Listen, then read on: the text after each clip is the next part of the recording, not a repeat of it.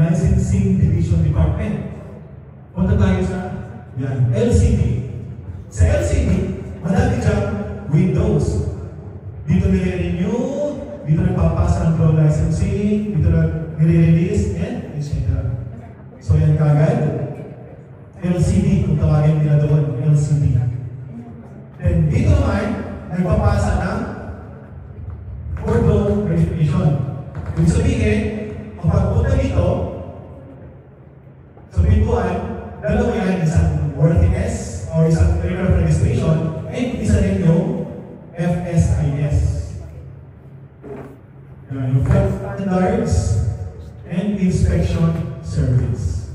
So dyan, sinasubmit yung road registration ng original documents.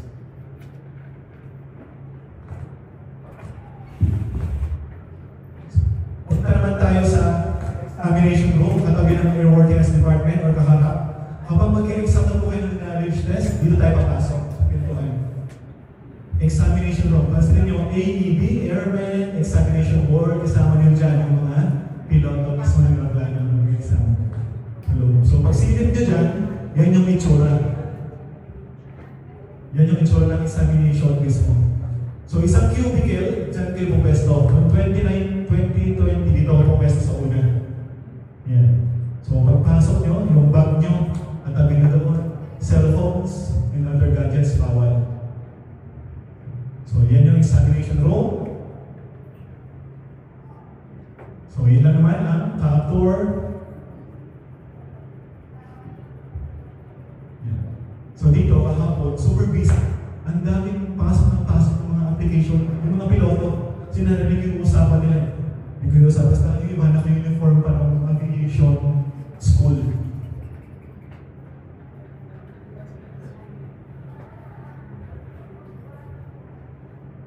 Paano ba pumili ng drone na gagamitin? Kaya yung sabihan mga messenger, sagot ko po lagi, sige, saan mo ba gagamitin muna? Anong purpose mo ba? Anong purpose mo? Iba't iba kasi at marami sila.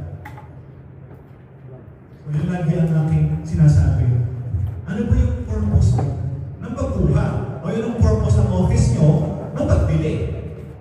Kasi depende yun. Kung gusto mo na mag-inspection, kung gusto mo na magpalipad-lipad or mag-vlog ka, parang si Air Force, si Sarge Hams, gamit niya yung mini-series, ang vlog niya lang naman yun. Magsimula ka lang sa range ng 10,000 pesos, 22,000 pesos around. Good for ito for vlogging and beginner. Bakit? Ang ganda ng hovering. Ang ganda ng hovering yan. Pag in-start mo yan ng jet, ay ang kikilos. Ganun naman yung mga DJI drones. Pag inangat mo siya, nandiyan lang siya, nakalock lang sa satellites. Naglalak niya sa satellites. So kung meron ka na, these are recommended for beginners.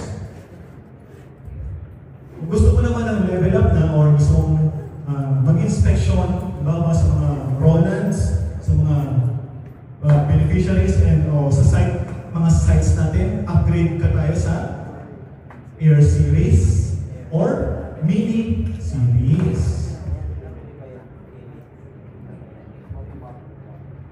Mini 2, Mini 4 Pro yata ito.